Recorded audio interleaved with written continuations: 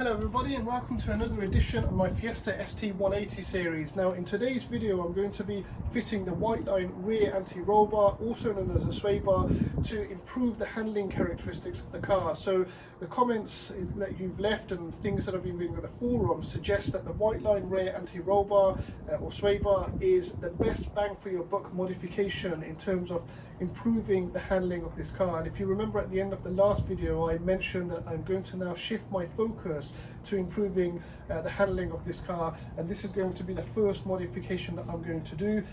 So today's video is really going to be having it fitted and making sure that I give you a really honest overview in terms of how it changes the feeling of the car when we go for a drive.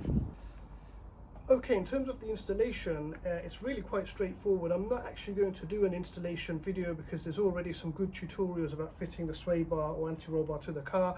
But essentially what you need to do is jack up the car from the beam, put some axle stands on the side still, and then essentially what you need to do is undo the shock absorber bolts on both sides, and then slightly lower the jack so the beam just comes down, and that exposes two holes that are already on the beam, which allows fitting off the sway bar. And essentially what you do is through those holes you'll put these two bolts that come through, two on each side, so those would come through. You'd actually have a spacer which would go just underneath the beam, so these bolts are threaded through, go through the spacer into the sway bar, and then you've got a washer. You put a washer on each bolt, and then essentially what we're doing is we're just tightening this nut up on here. Okay, now the instructions do not actually contain a torque value for this bolt. Okay, so there's no torque specs. I've had a look on the forums and online and I couldn't see anything, so what I'm going to do is just tighten them so that they're reasonably tight, and then once that's done you make sure that both sides are connected to the car, to the beam. You then lift up the jack, get the beam back into position to put the shock absorber bolts up, tighten them up, and then that is actually the installation done. So it's really straightforward. It shouldn't take more than 10 minutes. So I'm going to get on to doing that, and I'll see you when we go for a drive.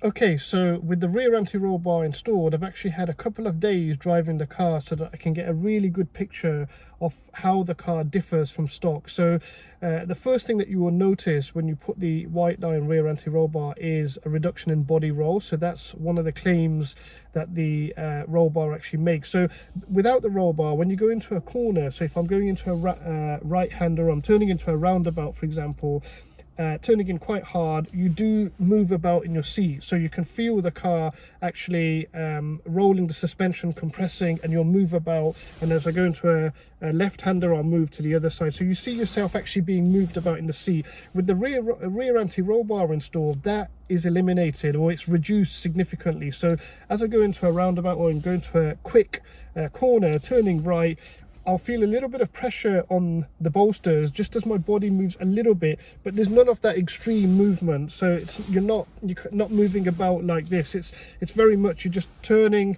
little bit of movement, turning, little bit of movement. And obviously the car is flatter. It's noticeably flatter. And I think by stiffening up the rear axle and connecting the wheels of both sides, you're obviously reducing that body roll. And what it means, another thing that you feel is the front end almost has less work to do, and by that nature it becomes more responsive. So I found that as I go into a corner or a series of corners, the car is so much more responsive. I can just place it exactly where I want to place it. It almost feels like a go-kart. In fact, it feels like a go-kart.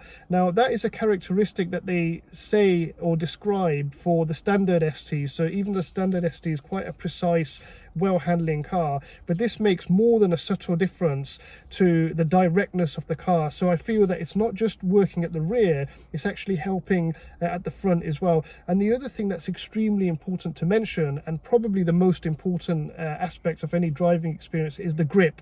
So by having the rear anti-roll bar installed, I've been going into corners that in the past I could feel the tires giving way, like reaching the maximum grip that they've got, and the car is just about to slide. Now with the rear anti-roll bar installed, I've been able to carry much more speed. We're probably, I mean, I'm not looking at the speedo when I'm doing it, but probably 10 miles an hour more into a corner, maybe 15 miles an hour more, depending on the nature of the bend. Obviously, if it's a really sharp bend, that speed increment is going to be different. If it's a more gradual curve, you've probably got an even more bigger difference in the speed that I can take it now versus when the rear anti-roll bar wasn't installed.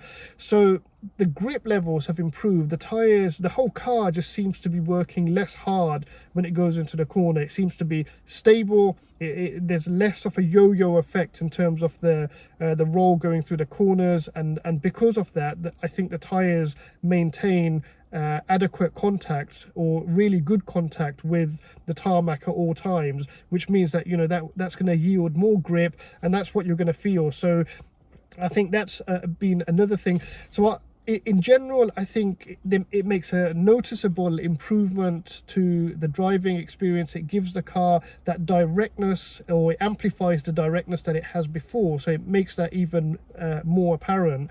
And of course, you've got reduced body roll, and I would even say that the body roll the reduction is so much that quite often that type of reduction is normally seen when you put lowering springs on. So this car, we have to remember, has the standard shock absorbers, the standard Ford springs, so nothing's been done to the suspension, but yet the body roll is reduced to an extent where if I didn't have the roll bar and I just put some lowering springs, or, you know, some progressive rate springs in, you normally get a reduction in body roll from stiffer springs.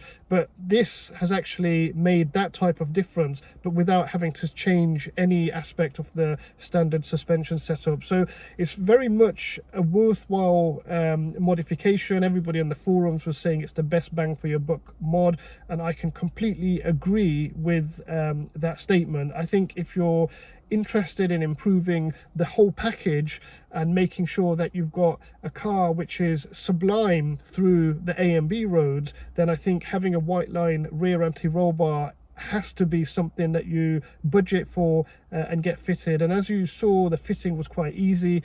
So that's all for today's video. Stay tuned for more Fiesta ST180 content coming soon.